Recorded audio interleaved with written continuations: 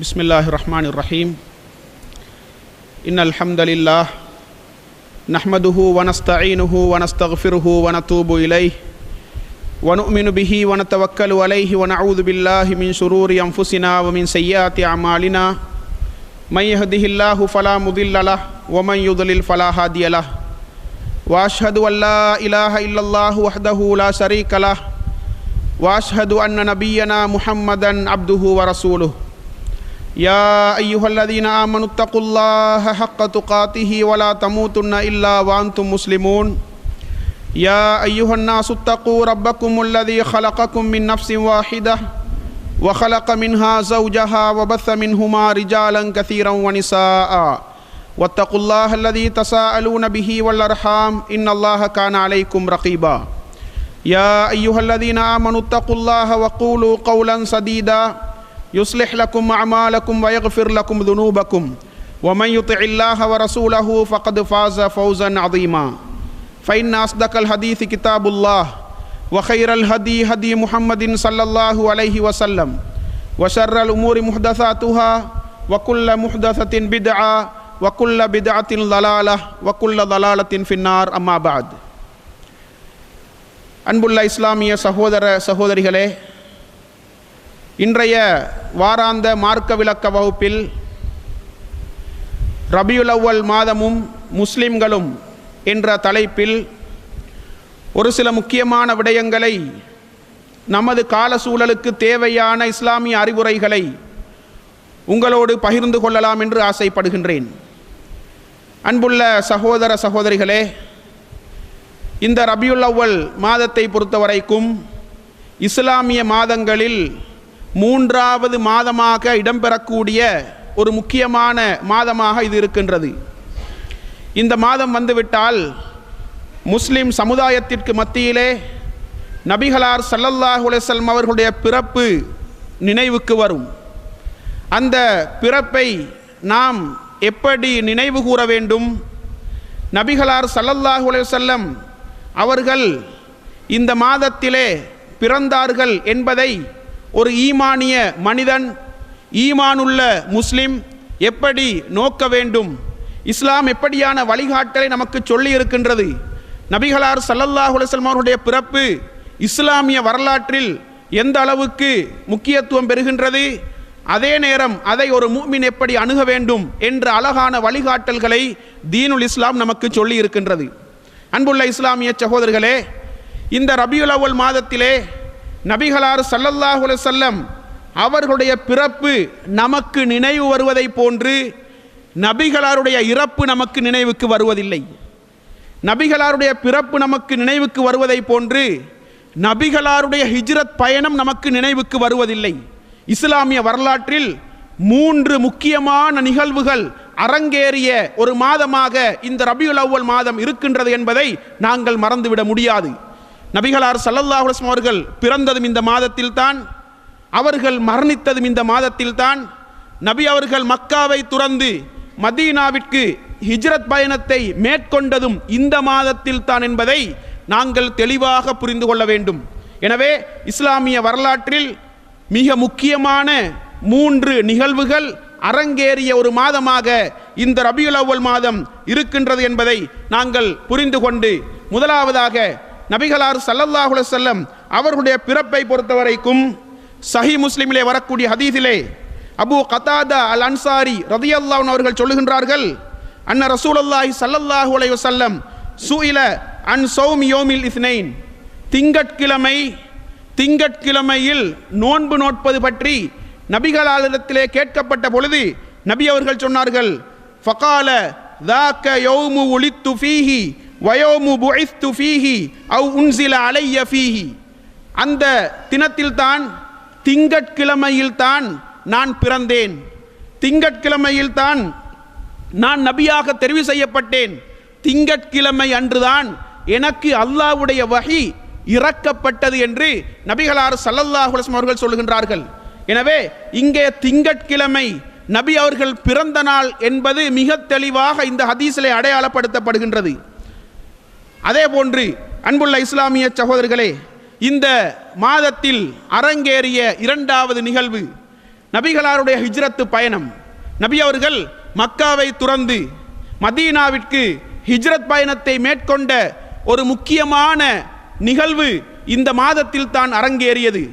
ரபியுல் அவ்வல் மாதத்தின் முதலாவது தினம் வியாழக்கிழமை மாலையில் நபிகளார் ஸல்லல்லாஹு அலைஹி வஸல்லம் அவர்கள் மக்காவை துறந்து அல்லாஹ்வுடைய அனுமதியோடு மதீனாவிற்கு ஹிஜ்ரத் பயணத்தை ஆரம்பிக்கின்றார்கள். ஆரம்பித்து ரபியுல் அவ்வல் மாதம் 12வது நாளிலே அல்லது 13வது நாளில் நபிகளார் ஸல்லல்லாஹு அலைஹி வஸல்லம் அவர்கள் மதீனாவுக்கு போய் சேருகின்றார்கள். சுமார் 12 அல்லது 13 நாட்களை கொண்ட ஒரு பயணமாக அன்றைய காலத்தில் மக்காவுக்கும் மதீனாவுக்கும் இடைப்பட்ட அந்த பயணம் இருந்தது என்பதை வரலாறு எங்களுக்கு சொல்லிக் கொண்டிருக்கின்றது. எனவே ரசூலுல்லாஹி ஸல்லல்லாஹு அலைஹி வஸல்லம் அவர்கள் ஹிஜ்ரத் பயணத்தை மேற்கொண்ட ஒரு மாதமாக இந்த ரபியுல் அவ்வல் மாதம் இருக்கின்றது. ஹிஜ்ரத் பயணத்தை பொறுத்தவரைக்கும், இந்த ஹிஜ்ரத் என்ற நிகழ்வை பொறுத்தவரைக்கும் இதை ஒரு சாதாரண நிகழ்வாக மாத்திரம் நாங்கள் நோக்க முடியாது. ஏனென்றால் இஸ்லாமிய வரலாற்றிலே மிக முக்கியமான ஒரு நிகழ்வு, இஸ்லாமிய வரலாற்றின் திருப்பு முனையாக அமைந்த ஒரு நிகழ்வாக, டேர்னிங் பாயிண்டாக நிகழ்ந்த ஒரு நிகழ்வாகத்தான் இந்த ஹிஜ்ரத்து பயணம், நபிகளாருடைய மதீனத்து பயணம் இஸ்லாமிய வரலாற்றிலே இடம் பிடித்திருக்கின்றது என்பதை தெளிவாக நாங்கள் புரிந்து கொள்ள வேண்டும். நபி அவர்கள் மக்காவிலே குறைசிகளுடைய தொல்லைகள், குறைசிகளுடைய துன்பங்கள், குறைசிகளுடைய அநியாயங்கள், அட்டகாசங்கள் தலைவிரித்து ஆடுகின்ற நேரத்தில் அங்கே இஸ்லாத்தை சுதந்திரமாக நடைமுறைப்படுத்த கூடிய சூழலை நபி அவர்கள் இழக்கின்ற பொழுது, இஸ்லாத்தை நடைமுறைப்படுத்துகின்ற சூழலை நோக்கிய பயணமாகத்தான் மக்காவை துறந்து நபி அவர்கள் மதீனாவுக்கு மேற்கொண்ட பயணம். அந்த ஹிஜ்ரத்து பயணம் இஸ்லாமிய வரலாற்றின் ஒரு திருப்பு முனையாக, மிக முக்கியமான நிகழ்வாக, ஈன்று கூறத்தக்க ஒரு நிகழ்வாக இடம்பெற்றது என்பதை நாங்கள் தெளிவாக புரிந்து கொள்ள வேண்டும். நபிகளார் ஸல்லல்லாஹு அலைஹி வஸல்லம் அவர்கள் அங்கே மதீனாவிற்கு சென்று ஒரு இஸ்லாமிய சாம்ராஜ்யத்தை, ஒரு இஸ்லாமிய அரசாங்கத்தை, ஒரு இஸ்லாமிய ஆட்சியை மதீனாவிலே நிறுவுகின்றார்கள். முஹாஜிர்களுடைய துணையோடும், மதீனத்து மக்கள் அன்சாரிகளுடைய உதவியோடும் அனுசரணையோடும் நபிகளார் ஸல்லல்லாஹு அலைஹி வஸல்லம் அவர்கள் மக்காவில் கிடைக்காத ஒரு வாய்ப்பு மதீனாவிலே நபிகளாருக்கு கிடைக்கின்றது. ஒரு இஸ்லாமிய சாம்ராஜ்யத்தை, ஒரு இஸ்லாமிய ஆட்சியை மதீனாவிலே நபிகளார் ஸல்லல்லாஹு அலைஹி வஸல்லம் அவர்கள் ஹிஜ்ரத்து பயணத்திற்கு பிறகு நிறுவுகின்றார்கள் என்றால் அந்த ஆட்சிக்கு அடித்தளமிட்ட ஒரு நிகழ்வாகத்தான் இந்த ஹிஜ்ரத்து பயணம் இஸ்லாத்திலே அமைந்திருக்கின்றது என்பதை தெளிவாக நாங்கள் புரிந்து கொள்ள வேண்டும். அன்புள்ள இஸ்லாமிய சகோதரர்களே, இந்த அளவுக்கு முக்கியத்துவம் பெறுகின்ற இஸ்லாமிய வரலாற்றின் திருப்பு முனையாக அமைந்த இந்த ஹிஜ்ரத்து பயணம்தான் இஸ்லாமிய ஆண்டின் துவக்கமாக அறிமுகம் செய்யப்படுகின்றது. இஸ்லாமிய ஆண்டை ஹிஜ்ரத்து பயணத்தை வைத்து வரையறுக்கக்கூடிய ஒரு மரபு தோற்றம் பெறுகின்றது என்றால் அந்த அளவுக்கு எங்களுடைய ஆண்டை, இஸ்லாமிய ஆண்டை தீர்மானிக்கக்கூடிய ஒரு நிகழ்வாக இந்த ஹிஜ்ரத்து பயணம் நிகழ்ந்திருக்கின்றது என்பதை நாங்கள் புரிந்து கொள்ளலாம். 3 நிகழ்வுகள் நிகழ்ந்த ஒரு மாதத்தில் ஹிஜ்ரத்து பயணம் மாத்திரம் எங்களுடைய இஸ்லாமிய ஆண்டின் துவக்கத்திற்கான ஒரு நிகழ்வாக தெரிவு செய்யப்படுகின்றது என்றால் இந்த 3 நிகழ்வுகளிலும் முக்கியமான நிகழ்வாக இந்த ஹிஜ்ரத்து பயணம்தான் இஸ்லாத்திலே நோக்கப்படுகின்றது என்பதை நாங்கள் இதன் மூலம் தெளிவாக புரிந்து கொள்ளலாம்.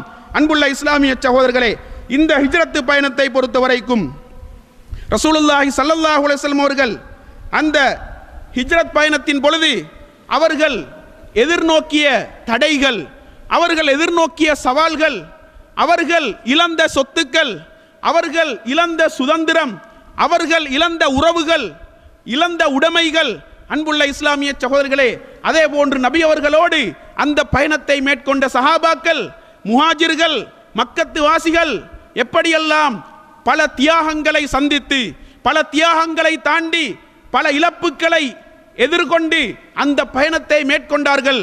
எனவே இந்த வரலாறுகள் எங்களுக்கு படிப்பினையாக அமைய வேண்டும், எங்களுக்கு படிப்பினை ஊட்டக்கூடிய நிகழ்வுகளாக இந்த ஹிஜ்ரத்தின் நிகழ்வுகள் அமைய வேண்டும் என்பதை தெளிவாக நாங்கள் புரிந்து கொள்ள வேண்டும். அன்புள்ள இஸ்லாமிய சகோதரர்களே, இன்றைக்கு நாங்கள் இந்த நாட்டிலே வாழுகின்றோம். இந்த நாட்டிலே சிறுபான்மையாக முஸ்லிம்களாகிய நாங்கள் வாழ்ந்து கொண்டிருக்கின்றோம். இந்த நாட்டிலே எங்களுக்கு இஸ்லாத்தை சுதந்திரமாக நடைமுறைப்படுத்தக்கூடிய சூழல் இதுவரைக்கும் இருந்து கொண்டிருக்கின்றது. அந்த சூழலை எப்பொழுது நாங்கள் இழக்கின்றோமோ அப்பொழுது இந்த ஹிஜ்ரத் பயணம் நமக்கு ஒரு மிக முக்கியமான முன்மாதிரியாக, ஒரு முன்னுதாரணமாக இருக்க வேண்டும் என்பதை நாங்கள் ஒருபொழுது மறந்துவிடக் கூடாது. அன்புள்ள இஸ்லாமிய சகோதரர்களே, சஹாபாக்களுடைய வரலாறுகளை நாங்கள் வெறுமனே வரலாறாக மாத்திரம் பார்க்காமல் எங்களுக்கு படிப்பினை ஊட்டக்கூடிய, நாங்கள் அதிலிருந்து படிப்பினை பெற வேண்டிய நிகழ்வுகளாக, வரலாறுகளாக அவர்களுடைய தியாக பயணங்கள் அமைய வேண்டும் என்பதைத்தான் இஸ்லாம் நம்மிடத்திலே எதிர்பார்க்கின்றது. அதற்காகத்தான் அந்த வரலாறுகளை அல் குர்ஆன் பல இடங்களில் நமக்கு சொல்லி காட்டுகின்றது. நபிகளார் ஸல்லல்லாஹு அலைஹி வஸல்லம் அவர்கள் அந்த வரலாறுகளை அடிக்கடி நமக்கு நினைவுபடுத்துகின்றார்கள். எதற்காகவென்றால் அந்த அளவுக்கு நாங்கள் படிப்பினை பெற வேண்டிய, தியாகம் கலந்த, பல தடைகளை தாண்டி சென்ற ஒரு உன்னதமான ஆன்மீக பயணமாகத்தான் அந்த சஹாபாக்களுடைய ஹிஜ்ரத் பயணம் அமைந்திருந்தது என்பதைத்தான் இதன் மூலம் அல்லாஹ் தஆலா நமக்கு உணர்த்தி கொண்டிருக்கின்றான் என்பதை தெளிவாக நாங்கள் புரிந்து கொள்ள வேண்டும். அன்புள்ள இஸ்லாமிய சகோதரர்களே, அது மாத்திரமல்ல, இந்த ஹிஜ்ரத் பயணத்தை பொறுத்தவரைக்கும் நபிகளார் ஸல்லல்லாஹு அலைஹி வஸல்லம் அவர்களுக்கு வெறுமனே ஆன்மீக ரீதியாக மாத்திரமன்றி அரசியல் ரீதியாகவும் நபி அவர்கள் பலம் பெறுவதற்கு வித்திட்ட ஒரு நிகழ்வாகத்தான் இந்த ஹிஜ்ரத் பயணம் அமைந்திருக்கின்றது. அரசியல் ரீதியாக நபிகளார் ஸல்லல்லாஹு அலைஹி வஸல்லம் அவர்கள் மதீனாவிலே பலம் பெறுகின்றார்கள். அதனால்தான் அங்கே மதீனாவிலே நபி அவர்கள் எதிர்கொண்ட போராட்டங்களை அரசியல் பின்னணியோடு, ஆன்மீக பற்றோடு எதிரிகளை எதிர்த்து போராடி இஸ்லாத்திலே மிக பெரும் வெற்றிகளை பதிவு செய்கின்றார்கள். அன்புள்ள இஸ்லாமிய சகோதரர்களே, இந்த அளவுக்கு நபிகளார் ஸல்லல்லாஹு அலைஹி வஸல்லம் அவர்கள் அரசியல் ரீதியாகவும் தன்னை பலப்படுத்தி கொண்ட, தன்னுடைய சாம்ராஜ்யத்தை பலப்படுத்திய, அந்த பலப்படுத்துவதற்கு அடித்தளமிட்ட ஒரு நிகழ்வாகத்தான் இந்த ஹிஜ்ரத் பயணம் அமைந்திருக்கின்றது என்பதை நாங்கள் புரிந்து கொள்ளலாம். அதே போன்று அன்புள்ள இஸ்லாமிய சகோதரர்களே, இந்த ஹிஜ்ரத் பயணம் ஏகத்துவத்தை, தௌஹீதை இந்த மண்ணிலே நிலைநாட்ட வேண்டும். இந்த மண்ணிலே ஏகத்துவத்தை நிலைநாட்டி மக்களை அந்த ஏகத்துவத்தின்பால் சுதந்திரமாக அழைக்க வேண்டும். மக்கள் சுதந்திரமாக ஏகத்துவத்தை ஏற்றுக்கொள்ளக்கூடிய சூழலை பெற வேண்டும் என்பதற்காகத்தான் நபி அவர்கள் தன்னுடைய சொந்த மண்ணை இழந்து, தான் பிறந்த பிரதேசத்தை துறந்து, மக்காவை துறந்து மதீனாவிற்கு செல்லுகின்றார்கள். பிறந்த மண்ணை துறப்பது என்பது மிகவும் இலகுவான காரியம் கிடையாது. பிறந்து வளர்ந்த அந்த சூழலை துறப்பது என்பது ஒரு சாதாரண காரியம் கிடையாது. நபிகளார் ஸல்லல்லாஹு அலைஹி வஸல்லம் அவர்கள் அந்த மண்ணையே இழந்தார்கள் என்றால், பிறந்த பூமியையே இழந்தார்கள் என்றால், பிறந்த சூழலையே துறந்தார்கள் என்றால், இதற்கு காரணம் ஏகத்துவத்தை இந்த மண்ணில் நிலைநாட்ட வேண்டும், தௌஹீதை நிலைநாட்ட வேண்டும், அல்லாஹ்வை மாத்திரம் வணங்கக்கூடிய ஒரு சமுதாயத்தை இந்த மண்ணிலே உருவாக்க வேண்டும். அல்லாஹ்வை மாத்திரம் வணங்கக்கூடிய ஒரு சமுதாயத்தை இந்த உலகம் பார்க்க வேண்டும். அல்லாஹ் தஆலா அதற்காகத்தான் இந்த உலகத்திற்கு என்னை நபியாக அனுப்பியிருக்கின்றான். அமானிதத்தை சரியாக நிறைவேற்ற வேண்டும், ரிசாலத்தை சரியாக நிறைவேற்ற வேண்டும், மனித சமுதாயத்திற்கு சரியான அறிவுரைகளை சொல்ல வேண்டும் என்பதற்காகத்தான் நபிகளார் ஸல்லல்லாஹு அலைஹி வஸல்லம் அவர்கள் மக்காவை துறந்து மதீனாவிற்கு சென்றார்கள் என்றால், அன்புள்ள சகோதரர்களே, ஏகத்துவத்திற்கான ஒரு பயணமாக, தௌஹீதுக்கான ஒரு பயணமாகத்தான் ஹிஜ்ரத் பயணம், நபிகளாருடைய அந்த பயணம் அமைந்திருந்தது என்பதை நாங்கள் தெளிவாக புரிந்து கொள்ளலாம். எனவே இந்த அளவுக்கு முக்கியத்துவம் பெறுகின்ற ஒரு பயணமாக இது இருக்கின்றது. அதே போன்று அங்கே மதீனாவிலே பிரிந்து வாழ்ந்த சமுதாயத்திற்கு மத்தியிலே எங்களுக்கு தெரியும், 1000 ஆண்டுகளுக்கு மேலால் அவுஸ் ஹஸ்ரஜ் என்ற 2 கோத்திரத்தார் ஒரு சிறிய பிரச்சனைக்காக வேண்டி, ஒரு அற்ப நிகழ்வுக்காக வேண்டி 1000 ஆண்டுகளையும் தாண்டி பிரச்சனைப்பட்டு கொண்டு உறவில்லாமல் வாழ்ந்து கொண்டிருந்தார்கள். இவர்களுக்கு மத்தியிலே சகோதர உறவை கட்டியெழுப்புவதற்கு வித்திட்ட ஒரு பயணமாக இந்த ஹிஜ்ரத் பயணம் அமைந்திருக்கின்றது என்றால், பல வகையில் இந்த பயணம் முக்கியத்துவம் பெறுகின்றது. ஒரு அரசியலை, ஒரு நாட்டை, ஒரு சாம்ராஜ்யத்தை உருவாக்குவதற்கான பயணம், அரசியல் ரீதியாக நபி அவர்கள் தன்னை பலப்படுத்திக் கொள்வதற்கான பயணம், ஆன்மீக ரீதியாக தன்னை தக்க வைத்துக் கொள்வதற்கான பயணம், ஏகத்துவத்தை நிலைநாட்டுவதற்கான ஒரு பயணம், அதே போன்று சகோதர உறவை சமுதாயத்தில் கட்டியெழுப்புவதற்கான ஒரு பயணம். இப்படி பல வகையில் முக்கியத்துவம் பெறுகின்ற இந்த ஹிஜ்ரத் பயணம் ரபியுல் அவ்வல் மாதத்தில் தான் அந்த பயணம் நபிகளார் ஸல்லல்லாஹு அலைஹி வஸல்லம் அவர்கள் அதை மேற்கொண்டார்கள் என்பதை எங்களுக்கு வரலாறு சொல்லிக் கொண்டிருக்கின்றது. அதே போன்று அன்புள்ள இஸ்லாமிய சகோதரர்களே, இந்த மாதத்திலே நடைபெற்ற 3வது நிகழ்வுதான் நபி அவர்களுடைய மரணம். நபி அவர்கள் இந்த ரபியுல் அவ்வல் மாதத்தில் தான் மரணித்தார்கள். அதை மிக தெளிவாக நாங்கள் சொல்வதாக இருந்தால், மிகவும் அதை நாங்கள் வரையறுத்து சொல்வதாக இருந்தால், ரபியுல் அவ்வல் மாதத்தின் 12வது நாளில் தான் நபிகளார் ஸல்லல்லாஹு அலைஹி வஸல்லம் அவர்கள் மரணித்தார்கள் என்பதை தெளிவாக நாங்கள் வரலாற்றினூடாக புரிந்து கொள்ளலாம். ஆனால் இன்றைக்கு நபி அவர்களுடைய பிறந்த நாளை ரபியுல் அவ்வல் மாதத்தின் 12வது நாள் என்று எப்படி சமுதாயம் வரையறுத்து வைத்திருக்கின்றார்களோ, அதை விட நாங்கள் நபி அவர்களுடைய மரணத்தை 12வது நாளால் வரையறுக்க முடியும். அதற்கான ஏராளமான சான்றுகள் வரலாற்றில் இருக்கின்றது. நபி அவர்கள் பிறந்த தினத்தை பொறுத்த வரைக்கும் மாதம் எங்களுக்கு தெளிவாக வந்திருக்கின்றது. அதே போன்று பிறந்த நாள் திங்கட்கிழமை என்பது தெளிவாக வந்திருக்கின்றது.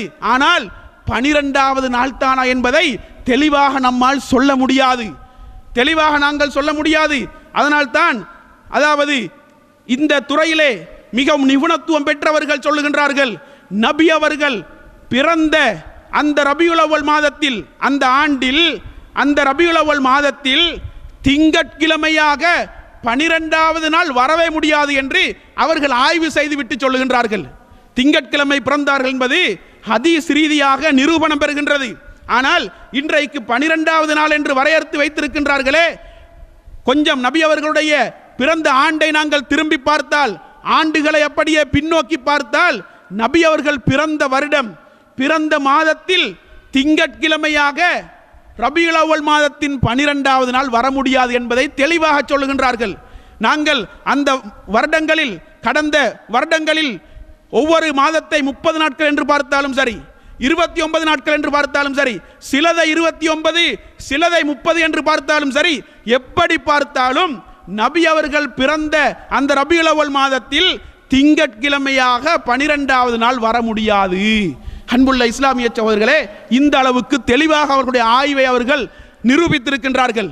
ஆனால் இன்றைக்கு நபி அவர்கள் பிறந்த தினம்தான் 12வது நாள் என்று எங்களுடைய சமுதாயத்திலே ஒரு கூட்டம் அந்த நாளை கொண்டாட்டத்திற்குரிய நாளாகவும், இன்னும் சில பித்அத்தான காரியங்களை, சிறுக்கான வார்த்தைகளை சொல்லி அந்த நாளை அலங்கரிக்கக்கூடிய ஒரு தினமாகவும் இன்றைக்கு அரங்கேற்றிக் கொண்டிருக்கின்றார்கள். அன்புள்ள இஸ்லாமிய சகோதரர்களே, ஒருவர் பேசுகின்றார், ஒருவர் எப்படி பேசுகின்றார் என்றால், அதாவது நபி அவர்களுடைய பிறந்த தினத்தை கொண்டாடக்கூடாது என்று பேசினால் எங்களுக்கு அரசாங்கத்தில் புகார் செய்யலாம் என்று ஒருவர் பேசுகின்றார். ஏன் தெரியுமா? அரசாங்கத்தில் அன்றைய தினத்தை விடுமுறை தினமாக பிரகடனப்படுத்தி இருக்கின்றார்கள். எதற்காகவென்றால் நபி அவர்களுடைய பிறந்த நாளை நாங்கள் கொண்டாட வேண்டும், அதற்காகத்தான் அதை விடுமுறை தினமாக அவர்கள் அறிமுகப்படுத்தி இருக்கின்றார்கள். எனவே யாராவது நபி அவர்களுடைய பிறந்த நாளை கொண்டாடக்கூடாது என்று பேசினால் அவருக்கு எதிராக நாங்கள் புகார் செய்வோம் என்று பேசுகின்றார். அன்புள்ள இஸ்லாமிய சகோதரர்களே, இது ஒரு இஸ்லாமிய நாடு, இங்கே இருக்கக்கூடிய ஆட்சி இஸ்லாமிய ஆட்சி. எனவேதான் இவர்கள் இந்த அளவுக்கு இந்த சட்டங்களை மதித்து செயல்படுகின்றார்கள். அன்புள்ள இஸ்லாமிய சகோதரர்களே, மார்க்கத்தின் ஆதாரம் எது, மார்க்கத்தின் ஆதாரம் மூலாதாரம் எது என்ற அடிப்படை அறிவில்லாமல் சமூகத்தை பிழையாக வழிநடாத்தி கொண்டிருக்கக்கூடிய இப்படிப்பட்டவர்களையும் இந்த நாட்டிலே நாங்கள் பார்க்கலாம். எனவே அன்புள்ள இஸ்லாமிய சகோதரர்களே, நபி அவர்கள் இந்த ரபியுல் அவ்வல் மாதத்தின் 12வது நாளில் மரணித்தார்கள் என்பது உறுதிப்படுத்தப்படுகின்ற அளவுக்கு 12வது நாளில் பிறந்தார்கள் என்பது உறுதிப்படுத்தப்படவில்லை என்பதை தெளிவாக அடிப்படையாக நாங்கள் புரிந்து கொள்ள வேண்டும். அன்புள்ள இஸ்லாமிய சகோதரர்களே, நபி அவர்களுடைய மரணத்தை பொறுத்த வரைக்கும் சஹாபாக்களுக்கு மத்தியிலே அது ஒரு சாதாரண நிகழ்வாக மாத்திரம் இருக்கவில்லை. நபி அவர்களுடைய மரணம் ஒரு திடுக்கிடும் செய்தியாக, அந்த சஹாபாக்களை அப்படியே ஆட்டி போட்ட நிகழ்வாக, அவர்களை அப்படி ஆட்டம் காண செய்த நிகழ்வாக நபி அவர்களுடைய மரணம் இருந்தது என்பதை நாங்கள் பார்க்கலாம். எந்த அளவுக்கென்றால் சிலர் அப்படியே அதிர்ச்சிக்குள்ளாகி பேசிக்கொண்டிருந்தவர்கள் நபி அவர்களுடைய மரண செய்தி கேள்விப்பட்டதும் மௌனிகளாக மாறுகின்றார்கள். அதே போன்று உட்கார்ந்திருந்தவர்களுக்கு நபி அவருடைய மரண செய்தி கேள்விப்பட்டதும் எழும்ப முடியாமல் செல்கின்றது. இப்படி ஒரு அதிர்ச்சி தரக்கூடிய நிகழ்வாக, செய்தியாக நபிகளாருடைய இந்த மரண செய்தி சஹாபாக்களுக்கு மத்தியிலே காணப்படுகின்றது என்றால் அந்த அளவுக்கு நபிகளாரை அவர்கள் நேசித்தது மாத்திரமல்ல, இந்த அளவுக்கு அவர்கள் அதிர்ச்சிக்குள்ளாகுவதற்கு என்ன காரணம் என்றால், ஒரு நீண்ட கால வரலாறு நபி அவர்களுடைய மரணத்தோடு முற்று பெறுகின்றது. அது என்னவென்றால், அல்லாஹ் தஆலா ஆதம் அலைஹிஸ்ஸலாத்தை இந்த மண்ணிலே இந்த மண்ணுக்கு அனுப்பி வைத்ததிலிருந்து ஆரம்பித்த வரலாறு நபி அவர்களுடைய மரணத்தோடு முற்று பெறுகின்றது. வானத்திலிருந்து செய்தி வரக்கூடிய அந்த வரலாறு, வஹி இறங்கக்கூடிய அந்த நிகழ்வு, அந்த நீண்ட கால வரலாறு நபி அவர்களுடைய மரணத்தோடு முற்று பெறுகின்றது. எனவே இந்த நிகழ்வை, இந்த அதிர்ச்சியான தகவலை சஹாபாக்களால் ஒரேயடியாக சீரணிக்க முடியவில்லை. அதனால் அவர்களுக்கு அதிர்ச்சி ஊட்டிய ஒரு நிகழ்வாகத்தான் நபிகளாருடைய மரணம் இருந்தது என்பதை நாங்கள் தெளிவாக புரிந்து கொள்ளலாம். எந்த அளவுக்கென்றால், நபிகளார் ஸல்லல்லாஹு அலைஹி வஸல்லம் அவருடைய மரணத்திற்கு பின்னால் நபி அவர்களுடைய மனைவியாகிய உம்மு ஐமன் ரலியல்லாஹு அன்ஹா அவர்களிடத்திலே இரண்டு நபித்தோழர்கள் அபூபக்கர் ரலியல்லாஹு அன்ஹு அவர்களும் உமர் ரலியல்லாஹு அன்ஹு அவர்களும் செல்லுகின்றார்கள்.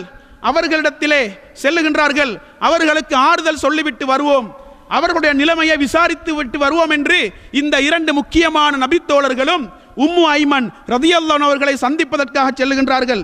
அந்த நேரத்திலே அந்த பெண்மணி அழுது கொண்டிருக்கின்றார்கள். அவர்களை பார்த்து இந்த இருவரும் கேட்கின்றார்கள், ஏன் நீங்கள் அழுகிறீர்கள், ஏன் நீங்கள் அழுது கொண்டிருக்கின்றீர்கள் என்று கேட்டுவிட்டு சொல்லுகின்றார்கள், அல்லாஹ்வுடைய தூதருக்கு இந்த உலகத்தை விட அல்லாஹ்விடத்தில் இருக்கக்கூடிய அந்த வாழ்க்கை, அந்த இன்பமான வாழ்க்கை இந்த உலக வாழ்க்கையை விடவும் சிறந்தது என்ற தகவல் உங்களுக்கு தெரியாதா? ஏன் நீங்கள் கவலைப்பட வேண்டும், ஏன் நீங்கள் கண்ணீர் வடிக்க வேண்டும், ஏன் நீங்கள் அழ வேண்டும் என்று கேட்கின்றார்கள். அந்த நேரத்தில் அந்த பெண்மணி நபிகளாருடைய அன்பு மனைவி உம்மு ஐமன் ரலியல்லாஹு அன்ஹா அவர்கள் சொல்லுகின்றார்கள், அதற்காக நான் அழவில்லை, அதற்காக நான் அழவில்லை. நபிகளார் ஸல்லல்லாஹு அலைஹி வஸல்லம் அவர்களுக்கு இந்த உலக வாழ்க்கையை விட அல்லாஹ்விடத்தில் இருக்கக்கூடிய வாழ்க்கை மிகச் சிறந்தது என்ற விடயம் தெரியாமல் நான் அழவில்லை. அது எனக்கு தெரியும். ஆனால் நான் எதற்காக அழுகின்றேன் என்றால், நபி அவருடைய மரணத்தோடு வானத்திலிருந்து செய்தி வரக்கூடிய அந்த நிகழ்வு அப்படியே துண்டிக்கப்பட்டு விட்டது. வஹி உலகத்தை விட்டும் துண்டிக்கப்பட்டு விட்டது. அல்லாஹ்விடமிருந்து இதற்கு பிறகு எங்களுக்கு மெசேஜ் வர முடியாது, அல்லாஹ்விடமிருந்து எங்களுக்கு இதற்கு பிறகு தகவல் வர முடியாது. அதை நினைத்து நான் அழுகின்றேன் என்று சொன்ன பொழுது ஆறுதல் சொல்லுவதற்கு சென்ற இரண்டு நபித்தோழர்களும் அந்த இடத்திலே அந்த பெண்ணோடு சேர்ந்து அழுகின்றார்கள். அன்புள்ள இஸ்லாமிய சகோதரர்களே, இப்படி ஒரு நீண்ட கால வரலாற்றை முடிக்கக்கூடிய ஒரு நிகழ்வாக நபிகளாருடைய மரணம் இருந்த காரணத்தினால் சஹாபாக்களுக்கு மத்தியிலே ஒரு சோக நிகழ்வாக, அவர்களுக்கு கவலையூட்டக்கூடிய நிகழ்வாக நபிகளாருடைய மரணம் அமைந்திருந்தது என்பதை இதன் மூலம் நாங்கள் புரிந்து கொள்ளலாம். அன்புள்ள இஸ்லாமிய சகோதரர்களே, அதே போன்று இந்த மரண செய்தி இந்த சமுதாயத்திற்கான ஒரு சோதனை தான் என்பதை நாங்கள் புரிந்து கொள்ள வேண்டும். நபி அவர்கள் மரணித்தது அதனால்தான் நபி அவருடைய மரணத்திற்கு பின்னால் இந்த சமுதாயத்தில் குழப்பங்கள் ஏற்படுகின்றது. சஹாபாக்களுக்கு மத்தியிலும் கூட பல குழப்பங்கள், பல ஃபித்னாக்கள் ஆரம்பிக்கின்றது.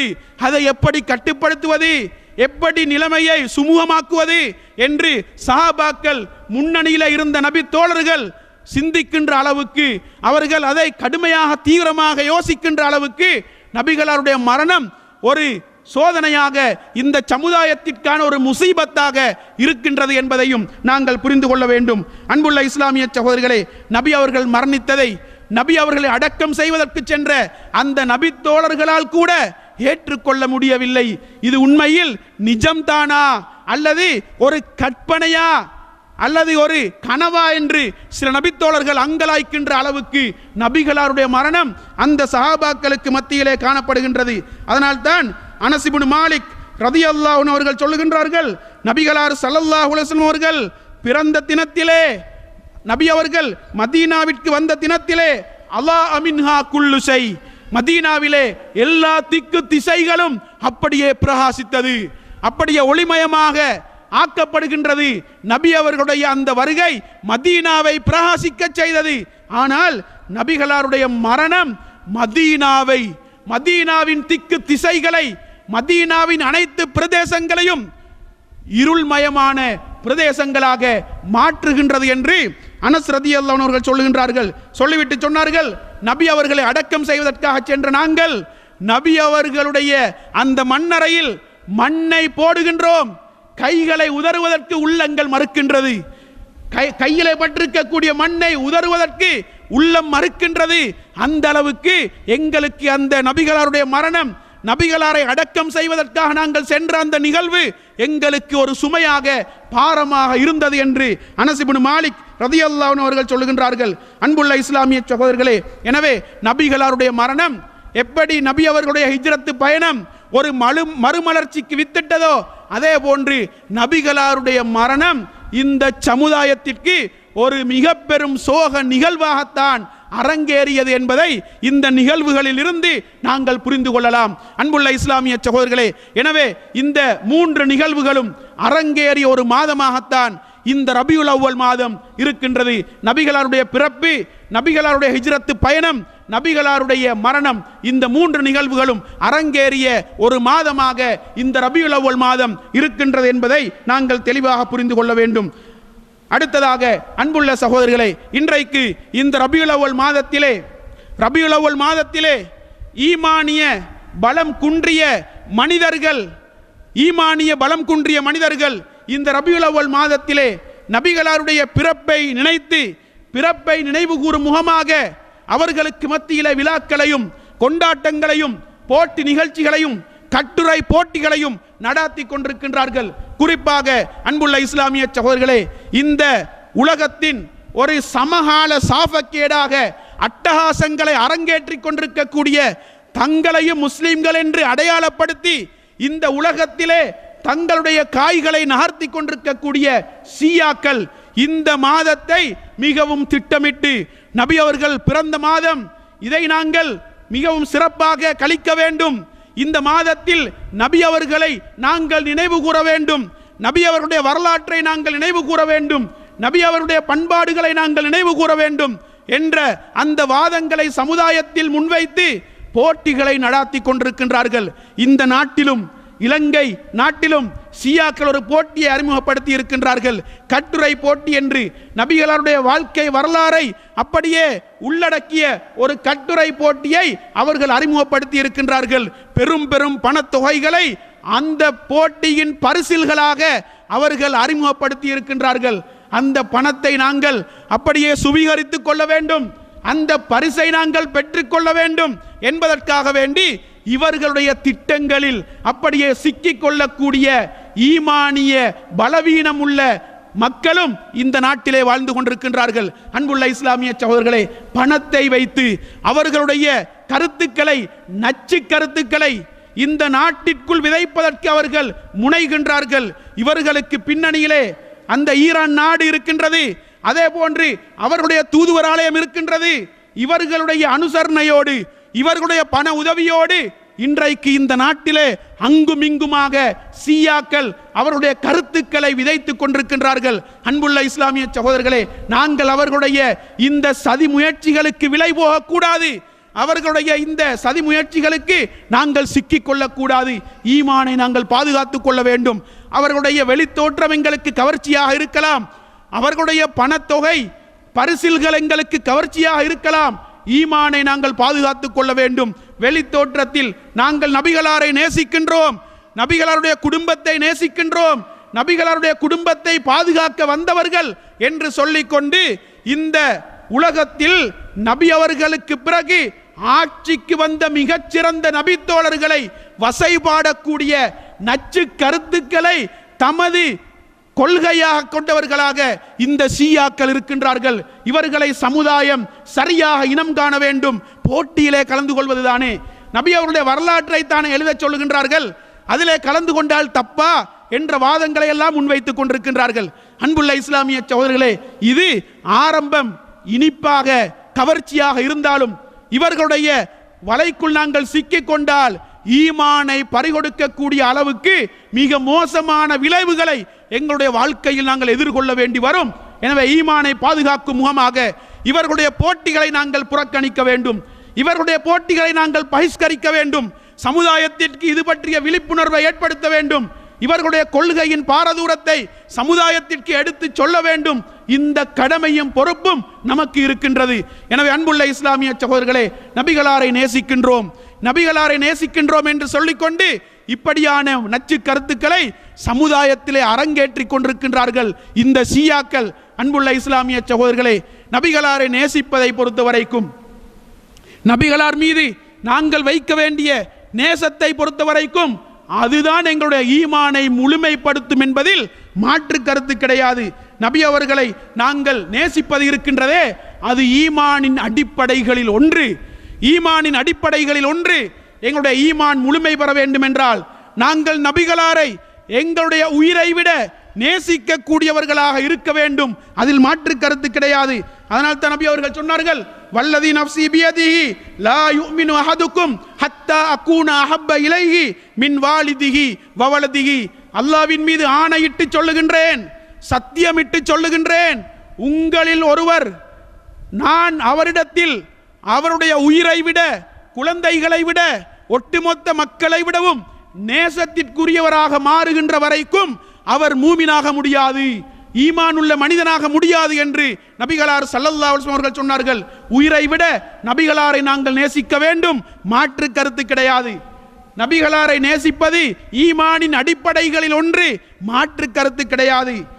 அன்புள்ள இஸ்லாமிய சகோதரர்களே, நபி அவர்கள் இன்னொரு ஹதீஸிலே சொல்லுகின்றார்கள், லா யுமினு அஹதுக்கும் ஹத்தா அகூன அஹப்ப இலைஹி மின் வலதிஹி வவாலிதிஹி வன்னாசி அஜ்மஈன். உங்களிலே ஒருவர் மூமினாக முடியாது, உங்களிலே ஒருவர் ஈமான் கொண்டவராக முடியாது. எதுவரைக்கும் என்றால் நான் அவரிடத்திலே அவருடைய குழந்தையை விட, ஒட்டுமொத்த மக்களை விடவும், அவருடைய பெற்றோரை விடவும் நேசத்திற்குரியவராக மாறுகின்ற வரைக்கும் உங்களிலே ஒருவர் மூமினாக முடியாது என்று நபிகளார் ஸல்லல்லாஹு அலைஹி வஸல்லம் அவர்கள் சொல்லி காட்டுகின்றார்கள். அன்புள்ள இஸ்லாமிய சகோதரர்களே, நபிகளாரை நேசிப்பது நாங்கள் அல்லாஹ்வை நேசிப்பதற்கு அடுத்த தரத்தில் வரக்கூடிய அளவுக்கு முக்கியத்துவம் வாய்ந்த ஒரு இபாதத்தாக, ஒரு ஈமானின் அடிப்படையாக இருக்கின்றது என்பதை இஸ்லாம் எங்களுக்கு தெளிவாக சொல்லுகின்றது. இந்த உலகத்திலே நாங்கள் எல்லோரை விடவும், எல்லா சொத்துக்களை விடவும், நாங்கள் நேசிக்கக்கூடிய எல்லா விடயங்களை விடவும் நபிகளாரை நேசிக்க வேண்டும் என்பது அல் குர்ஆனின் மிக தெளிவான அழுத்தமான போதனையாக இருக்கின்றது. அல்லாஹ் தஆலா சூரத்து தௌபா 24வது வசனத்திலே சொல்லி காட்டுகின்றான், குல் இன்கான ஆபாஉக்கும் وأبناؤكم وإخوانكم وأزواجكم وعشيرتكم وأموال اقترفتموها وتجارة تخشون كسادها ومساكن ترضونها أحب إليكم من الله ورسوله وجهاد في سبيله فتربصوا حتى يأتي الله بأمره. நபியே, நீங்கள் அந்த மக்களை பார்த்து சொல்லுங்கள், உங்களுடைய தந்தைமார், உங்களுடைய குழந்தைகள், உங்களுடைய சகோதரர்கள், உங்களுடைய மனைவிமார்கள், உங்களுடைய குடும்ப உறுப்பினர்கள், நீங்கள் சம்பாதித்த சொத்துக்கள், நீங்கள் எந்த வியாபாரத்தின் நஷ்டத்தை பயப்படுகின்றீர்களோ அந்த வியாபாரம், அதே போன்று நீங்கள் திருப்தி அடையக்கூடிய உங்களுடைய இல்லங்கள், குடியிருப்புகள், இவை அனைத்தும் அல்லாஹ்வை விடவும், அல்லாஹ்வுடைய தூதரை விடவும், அல்லாஹ்வுடைய பாதையில் போராடுவதை விடவும் உங்களுக்கு நேசத்திற்குரியவைகளாக இருக்குமாக இருந்தால் அல்லாஹ்வுடைய தண்டனை பற்றிய கட்டளையை நீங்கள் எதிர்பாருங்கள் என்று அல்லாஹ் நமக்கு எச்சரிக்கை செய்கின்றான். இந்த உலகத்தில் சொத்துக்களை விட நபிகளாரை நேசிக்க வேண்டும், உறவுகளை விட நபிகளாரை நேசிக்க வேண்டும், பொருளாதாரத்தை விட நபிகளாரை நேசிக்க வேண்டும். சொத்துக்கள், உறவுகள் நபிகளாரை விட நேசத்திற்குரியவைகளாக மாறுமாக இருந்தால் நிச்சயமாக அல்லாஹ்வுடைய தண்டனை நமக்கு வரும், அல்லாஹ்வுடைய தண்டனை நமக்கு வரும். அல்லாஹ்வுடைய தண்டனை பற்றிய கட்டளையை நீங்கள் எதிர்பாருங்கள் என்று அல்லாஹ் தஆலா நம்மை பார்த்து எச்சரிக்கை செய்கின்றான். அன்புள்ள இஸ்லாமிய சகோதரர்களே, எனவே உயிரை விட இந்த உலகத்தில் நபிகளாரை நேசிக்க வேண்டும் என்ற விடயத்தில் எங்களை விட சஹாபாக்கள் ஆர்வம் காட்டினார்கள், எங்களை விட நபி தோழர்கள் ஆர்வம் காட்டினார்கள். ஒரு முறை உமர் ரலியல்லாஹு அன்ஹு அவர்கள் நபிகளாரிடத்திலே வந்து சொல்லுகின்றார்கள், யா ரசூலல்லாஹ் அந்த அஹப்பு இலைய மின் குல்லி ஷைஇன் இல்லா மின் நஃப்ஸி. அல்லாஹ்வின் தூதரே, இந்த உலகத்தில் எனக்கு அடுத்ததாக உங்களைத்தான் நான் மிக கூடுதலாக நேசிக்கின்றேன், எனக்கு அடுத்ததாக என்னை நான் நேசிப்பதற்கு அடுத்தபடியாக உங்களைத்தான் மிக கூடுதலாக இந்த உலகத்திலேயே நான் நேசிக்கின்றேன் என்று சொன்ன பொழுது ரசூலுல்லாஹி ஸல்லல்லாஹு அலைஹி வஸல்லம் அவர்கள் அந்த தோழரை பார்த்து சொல்லுகின்றார்கள், லா யா உமர், உமரே அப்படி அல்ல, உங்களை நீங்கள் நேசிப்பதை விட, உங்களுடைய ஆன்மாவை நீங்கள் நேசிப்பதை விட என்னை நேசிக்காத வரைக்கும் நீங்கள் மூமினாக முடியாது என்று சொன்ன பொழுது உடனே அந்த நபித்தோழர், அல்லாஹ்வின் தூதரே, இந்த உலகத்தில் என்னை நான் நேசிப்பதை விட அதிகமாக உங்களை நேசிக்கின்றேன் என்று சொன்ன பொழுது நபிகளார் ஸல்லல்லாஹு அலைஹி வஸல்லம் அவர்கள் அந்த தோழரை பார்த்து, அல் ஆன யா உமர், உமரே இப்பொழுதுதான் நீங்கள் மூமினாக மாறிவிட்டீர்கள், இப்பொழுதுதான் நீங்கள் ஈமானுள்ள மனிதராக மாறிவிட்டீர்கள் என்று அந்த தோழருக்கு நபிகளார் ஸல்லல்லாஹு அலைஹி வஸல்லம் அவர்கள் சொல்லுகின்றார்கள். அன்புள்ள இஸ்லாமிய சகோதரர்களே, இந்த உலகத்திலே நபிகளாரை நாங்கள் சரியாக நேசிக்க வேண்டும் என்றால், எங்களுடைய உயிரை விட நபிகளாரை அதிகமாக நேசிக்க வேண்டும் என்றால், நேசிப்பதற்கான அணுகுமுறை எப்படி இருக்க வேண்டும், நேசத்தின் வெளிப்பாடு எப்படி இருக்க வேண்டும், நபிகளாரை நாங்கள் நேசிப்பதற்கான பயணம் எப்படி அமைய வேண்டும், இஸ்லாம் அழகான முறையிலே எங்களுக்கு வழிகாட்டுகின்றது. நபி அவர்களுக்கு கட்டுப்படுவதன் மூலம்தான் நபி அவர்களை நாங்கள் நேசித்தவர்களாக மாற முடியும் என்பதை அல் குர்ஆன் மிக தெளிவாக சொல்லி காட்டுகின்றது. அல்லாஹ் தஆலா ரசூல் ஆல இம்ரான் 31வது வசனத்திலே சொல்லி காட்டுகின்றான், குல் இன் குன்தும் துஹிப்பூனல்லாஹ ஃபத்தபிஊனி யுஹ்பிபுக்குமுல்லாஹு வ யக்ஃபிர் லக்கும் துனூபக்கும். நபியே, அந்த மக்களிடத்திலே நீங்கள் சொல்லுங்கள், அந்த மக்களை பார்த்து நீங்கள் சொல்லுங்கள், நீங்கள் இன் குன்தும் துஹிப்பூனல்லாஹ, அல்லாஹ்வை நேசிக்க கூடியவர்களாக இருந்தால், அல்லாஹ்வின் மீது அன்பு செலுத்தக்கூடியவர்களாக நீங்கள் இருந்தால் என்னை நீங்கள் பின்பற்றுங்கள், நபியை நீங்கள் பின்பற்றுங்கள். அப்பொழுது அல்லாஹ் உங்களை நேசித்து உங்களுடைய பாவங்களை அல்லாஹ் மன்னிப்பான் என்று நபியை அந்த மக்களுக்கு நீங்கள் சொல்லுங்கள் என்று நபி அவர்களுக்கு அல்லாஹ் தஆலா சொல்லி காட்டுகின்றான். அன்புள்ள இஸ்லாமிய சகோதரர்களே, இந்த உலகத்திலே அல்லாஹ்வை நாங்கள் நேசிக்க வேண்டும் என்றால், அல்லாஹ்வை நேசித்தவர்களாக மாற வேண்டும் என்றால், அல்லாஹ்வுடைய பிரதிநிதியாக இந்த மண்ணில் சங்கமித்து அல்லாஹ்வுடைய மார்க்கத்தை பிரச்சாரம் செய்த நபிகளாரை நாங்கள் பின்பற்றுவதன் மூலம்தான் அல்லாஹ்வை நேசித்தவர்களாக மாற முடியும். நபிகளாரை பின்பற்றுவதன் மூலம்தான் அல்லாஹ்வுடைய நேசத்தையும் அல்லாஹ்வுடைய மன்னிப்பையும் நாங்கள் பெற்றுக்கொள்ள முடியும் என்று இந்த வசனம் மிக தெளிவாக சொல்லி காட்டுகின்றது. எனவே அன்புள்ள இஸ்லாமிய சகோதரர்களே, இந்த உலகத்திலே நாங்கள் நபிகளாரை சரியான முறையில் நேசித்தவர்களாக மாற வேண்டும் என்றால் நபி அவர்களுக்கு கட்டுப்படுவதன் மூலம், நபி அவர்களை பின்பற்றுவதன் மூலம்தான் நபிகளாரை நாங்கள் சரியான முறையிலே நேசிக்க முடியும் என்பதை தெளிவாக புரிந்து கொள்ள வேண்டும். இந்த உலகத்திலே நபி அவர்களை எங்களை விட மிக கூடுதலாக நேசித்தவர்கள் சஹாபாக்கள்.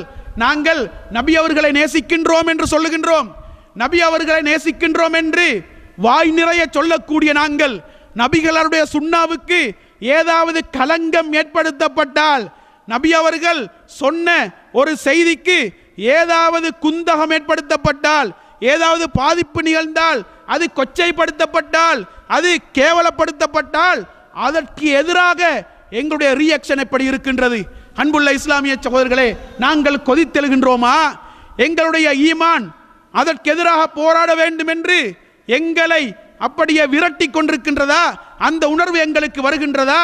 இல்லாவிட்டால் வெறுமனே காதால் கேட்டுவிட்டு, வலது காதால் கேட்டுவிட்டு, இடது காதால் விட்டுவிட்டு செல்லக்கூடியவர்களாக 4 பேரிடத்தில் அந்த செய்தியை சொல்லிவிட்டு இப்படியெல்லாம் சொல்லுகின்றார்கள், இப்படியெல்லாம் ஹதீஸை கொச்சைப்படுத்துகின்றார்கள், இப்படியெல்லாம் நபி அவர்களை கேவலப்படுத்துகின்றார்கள் என்று 4 பேரிடத்தில் சொன்னால் மாத்திரம் நாங்கள் நபிகளாரை நேசித்தவர்களாக மாற முடியுமா?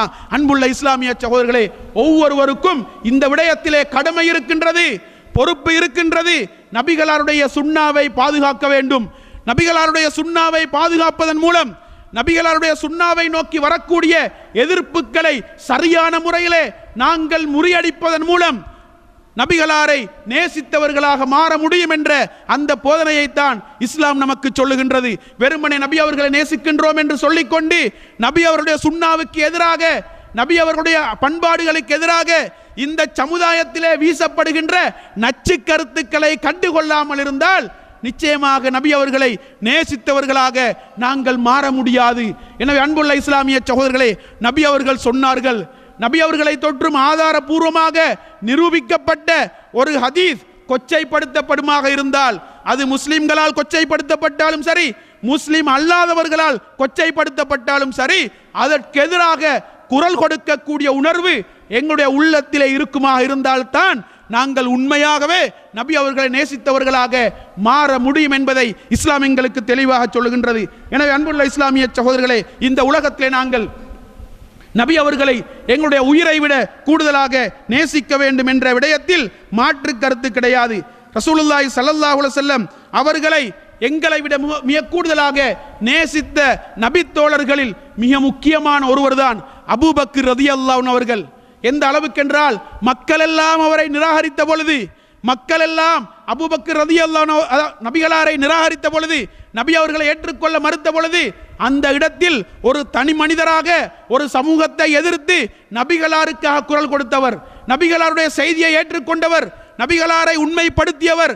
அப்படிப்பட்ட அபூபக்கர் ரலியல்லாஹு அன்ஹு அவர்கள் நபிகளாரை எங்களை விட மிக கூடுதலாக நேசித்தார்கள். நேசத்தின் வெளிப்பாடுதான் நபி அவர்கள் சொன்ன செய்திகளை நபி அவர்கள் சொன்னார்கள் என்று உறுதிப்படுத்தப்படுகின்ற பட்சத்தில் அதை அப்படியே முன்வந்து பகுத்தறிவு நிராகரித்தாலும் சரி, அவர்கள் அதாவது மக்களுடைய பகுத்தறிவு அதை ஏற்க மறுத்தாலும் சரி, நபி அவர்கள் சொன்னார்கள் என்று உறுதிப்படுத்தப்பட்டால் அதை அப்படியே முன்வந்து ஏற்றுக்கொள்ளக்கூடிய பக்குவம் எங்களை விட மிக கூடுதலாக அபூபக்கர் ரலியல்லாஹு அன்ஹு அவர்களுக்கு இருந்திருக்கின்றது. அதே போன்று அவர்களை தொடர்ந்து வந்த ஆட்சிக்கு வந்த நபி தோழர்கள், நபிகளாரோடு நேசம் கொண்டு வாழ்ந்தவர்கள், நபி அவர்களுடைய பயிற்சியை நேரடியாக பெற்றவர்கள், நபி அவர்களுடைய பாசறையில் வளர்ந்தவர்கள், நபி தோழர்கள் எங்களை விட மிக கூடுதலாக நபிகளார் ஸல்லல்லாஹு அலைஹி வஸல்லம் அவர்களை நேசித்தார்கள். ஆனால் அவர்களுடைய நேசம் வெறுமனே வாதமாக மாத்திரம் இருக்கவில்லை. ரபியுல் அவ்வல் மாதம் வந்துவிட்டால் அந்த மாதத்திலே நபி அவர்களுடைய அந்த வாழ்க்கை வரலாறை வெறுமனை நினைவுபடுத்துகின்ற நேசமாக இருக்கவில்லை, ஞாபகப்படுத்துகின்ற நேசமாக சஹாபாக்களுடைய நேசம் இருக்கவில்லை என்பதை தெளிவாக நாங்கள் புரிந்து கொள்ள வேண்டும். அவர்கள் உயிரை விட கூடுதலாக நபிகளாரை நேசித்தார்கள், உயிரை விட கூடுதலாக நபிகளாரை அந்த சஹாபாக்கள் நேசித்தார்கள். அல்லாஹ்வுடைய வசனங்களை மிக தெளிவாக உள்வாங்கி, உங்களை நீங்கள் நேசிப்பதை விட கூடுதலாக நபி அவர்களை நேசிக்க வேண்டும் என்ற அந்த தெய்வீக போதனைகளை எங்களை விட சரியான முறையிலே புரிந்து அந்த போதனைகளை நடைமுறைப்படுத்தி நபிகளாரை உயிருக்குயிராக நேசித்தவர்களாக அந்த சஹாபாக்கள் இருந்திருக்கின்றார்கள். அன்புள்ள இஸ்லாமிய சகோதரர்களே, இந்த அளவுக்கு நபிகளாரை நாங்கள் ஏன் நேசிக்க வேண்டும்? இந்த அளவுக்கு நாங்கள் நபிகளாரை நேசிப்பது ஈமானின் அடிப்படைகளில் ஒன்று. எங்களுடைய ஈமானை நபிகளாருடைய நேசம்தான் பரிபூர்ணப்படுத்தும் என்று சொல்லப்படுகின்ற அளவுக்கு நபிகளாரை ஏன் நாங்கள் நேசிக்க வேண்டும் என்று பார்க்கின்ற பொழுது, முதலாவதாக இந்த உலகத்திலே அல்லாஹ் தஆலா மிக கூடுதலாக நேசிக்கக்கூடிய ஒரு மனிதராக நபிகளார் ஸல்லல்லாஹு அலைஹி வஸல்லம் அவர்கள் இருக்கின்றார்கள். எனவே அல்லாஹ்வுடைய அந்த நாட்டத்திற்கு நாங்களும் உடன்பட வேண்டும் என்ற காரணத்திற்காக வேண்டி நாங்களும் நபி அவர்களை அல்லாஹ் எப்படி நேசிக்கின்றானோ அதே போன்று நாங்களும் எங்களுடைய உயிரை விட கூடுதலாக இந்த உலகத்திலே நபிகளார் ஸல்லல்லாஹு அலைஹி வஸல்லம் அவர்களை நேசிக்க வேண்டும். இரண்டாவதாக, நாங்கள் நபி அவர்களை நேசித்தால்தான் ஈமானை பூர்ணப்படுத்திக் கொள்ள முடியும். எங்களுடைய ஈமானை நாங்கள் பூர்ணப்படுத்திக் கொள்வதாக இருந்தால் அது நபிகளாரை நேசிப்பதன் மூலம் மாத்திரம்தான் சாத்தியப்படும் என்பதை நபிகளார் ஸல்லல்லாஹு அலைஹி வஸல்லம் அவர்கள் மிக தெளிவாக சொல்லி காட்டுகின்றார்கள். அதே போன்று மூன்றாவதாக, அன்புள்ள சகோதரர்களே, இந்த உலகத்திலே நபிகளார் ஸல்லல்லாஹு அலைஹி வஸல்லம் அவர்கள் வாழுகின்ற காலத்தில் இந்த சமுதாயத்தின் மீது எப்படியான நேசத்தை வைத்திருந்தார்கள். இந்த சமூகத்திற்கு ஏதும் துன்பம் ஏற்படக்கூடாது, ஏதும் கஷ்டம் ஏற்படக்கூடாது என்ற விடயத்திலே நபி அவர்கள் காட்டிய அக்கறை, நபி அவர்கள் காட்டிய ஆர்வம், இந்த உலகத்தில் எங்களை நபி அவர்கள் மிக கூடுதலாக நேசித்தார்கள். எனவே நபி அவர்களுக்கு நன்றி உபகாரமாக நாங்களும் எங்களுடைய உயிரை விட நபிகளாரை நேசிக்க வேண்டும் என்பதை தெளிவாக புரிந்து கொள்ள வேண்டும். அல்லாஹ் தஆலா நபிகளார் ஸல்லல்லாஹு அலைஹி வஸல்லம் அவர்கள் இந்த சமூகத்தின் மீது வைத்திருந்த அன்பை அல் குர்ஆனிலே எப்படி சொல்லி காட்டுகின்றான் என்றால், சூரத்து தௌபா 128வது வசனத்திலே அல்லாஹ் சொல்லுகின்றான், லக்கத் ஜாஅக்கும் ரசூலும் மின் அன்ஃபுசிக்கும் அஸீஸுன் அலைஹி மா அனித்தும் ஹரீஸுன் அலைக்கும் பில் முஃமினீன ரவுஃபுர் ரஹீம். உங்களிலிருந்தே ஒரு தூதர் உங்களிடத்திலே வந்திருக்கின்றார், அவர் உங்களுடைய விடயங்களிலே உங்களை விட மிக கூடுதலாக ஆர்வம் காட்டக்கூடியவர், கண்ணியமாக உங்களோடு நடந்து கொள்ளக்கூடியவர், உங்களுக்கு அளவு கடந்த அன்பை செலுத்தக்கூடியவர், உங்களுக்கு கருணை காட்டக்கூடியவராக உங்களில் இருந்தே உங்களிடத்திலே வந்திருக்கக்கூடிய தூதர் இருக்கின்றார் என்று அல்லாஹ் தஆலா இந்த வசனத்திலே சொல்லி காட்டுகின்றான். அதே போன்று சஹீஹ் முஸ்லிமிலே வரக்கூடிய ஹதீஸிலே அப்துல்லா இப்னு அம்ர் இப்னு ஆஸ் ரலியல்லாஹு அன்ஹு சொல்லக்கூடிய ஹதீஸிலே நபிகளார் ஸல்லல்லாஹு அலைஹி வஸல்லம் அவர்கள் அல்லாஹ்வுடைய வசனத்தை ஓதி காட்டுகின்றார்கள். எப்படி? ரப்பி இன்னஹுன்ன அضللن كثيرا من الناس فمن تبعني فإنه مني. இப்ராஹிம் அலைஹிஸ்ஸலாம் அவர்கள் அல்லாஹ்விடத்திலே செய்த பிரார்த்தனையை அல் குர்ஆனிலே அல்லாஹ் சொல்லி காட்டுகின்றான். அந்த வசனத்தை நபி அவர்கள் ஓதி காட்டுகின்றார்கள். எப்படி? யா அல்லாஹ், அந்த மக்கள் அதிகமான மனிதர்களை வழிகெடுத்து விட்டார்கள், அதிகமான மனிதர்களை அவர்கள் வழிதவரச் செய்து விட்டார்கள். யாரெல்லாம் என்னை பின்பற்றுகின்றார்களோ அவர்கள் தான் என்னுடைய சமூகத்தை சார்ந்தவர்கள், என்னை பின்பற்றக்கூடியவர்கள் தான் எனது சமூகத்தை சேர்ந்தவர்கள் என்று நபி இப்ராஹிம் அலைஹிஸ்ஸலாம் அல்லாஹ்விடத்திலே செய்த பிரார்த்தனையை அல்லாஹ் தஆலா சொல்லி காட்டக்கூடிய அந்த வசனத்தை நபி அவர்கள் ஓதுகின்றார்கள். ஓதிவிட்டு ஈசா அலைஹிஸ்ஸலாம் அவர்களுடைய அந்த வார்த்தையையும் அல்லாஹ் சொல்லி காட்டக்கூடிய வார்த்தையையும் நபிகளார் ஸல்லல்லாஹு அலைஹி வஸல்லம் ஓதுகின்றார்கள். எப்படி? இன் துஅذிபுஹும் ஃபைன்னஹும் இபாதுக் வ இன் தக்ஃபிர் லஹும் ஃபைன்னக அன்தல் அஸீஸுல் ஹக்கீம். யா அல்லாஹ், நீ அவர்களை துன்புறுத்தினால், அவர்களுக்கு நீ தண்டனைகளை கொடுத்தால் அவர்கள் உன்னுடைய அடியார்கள். யா அல்லாஹ், அவர்கள் உன்னுடைய அடியார்கள். நீ அவர்களுக்கு தண்டனையை கொடுத்தாலும் அவர்கள் உன்னுடைய அடியார்கள்.